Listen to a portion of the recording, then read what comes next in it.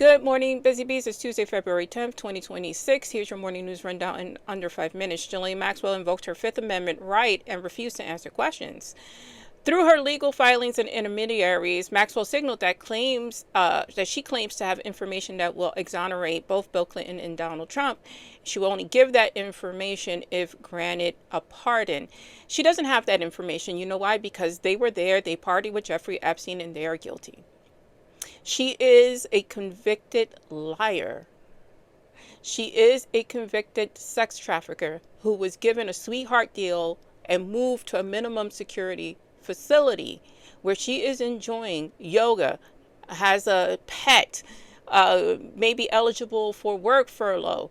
She should never be out of prison, period. And she should be in a maximum security prison, in my opinion. We need to move her back so she can appreciate what she had. We need to take that away. Members of Congress are now reviewing redacted documents, Epstein-related files. They say that co-conspirators' names were redacted and given protection for no reason. It's actually against the law. So the government is now unredacting names, and we'll get to see who these people are. I mean, we can guess, right? There's plenty of photos out there now. There's plenty of emails.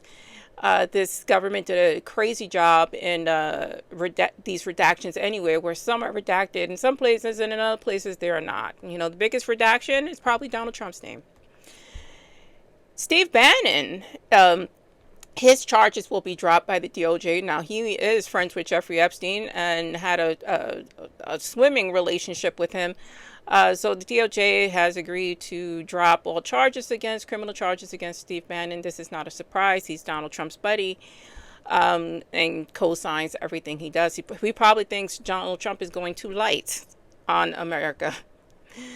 Congress has not reached an agreement on the Department of Homeland Security spending, raising the risk of a partial shutdown. DHS operations tied to immigration enforcement, border security, and disaster response could be affected, and it needs to. We need to cut their funding, and we need to cut their funding now.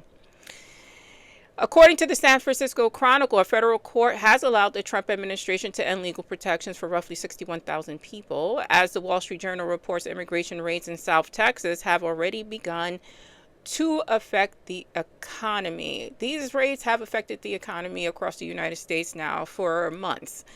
Not to mention this regime's policies have affected this economy. And no matter who they put out there and the numbers they give, it's worse than what they're saying.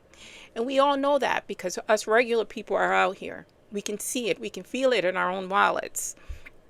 Trump threatened to block or interfere with the opening of a new U.S.-Canada bridge, escalating tensions between us and Canada because he's a bully. And he's like, what's in it for us? What's in it for me? Are you going to call it the Trump bridge? Then I'll let it be open. That's your morning news rundown. Please stay smart, stay safe, stay informed, like, share, and follow if you can.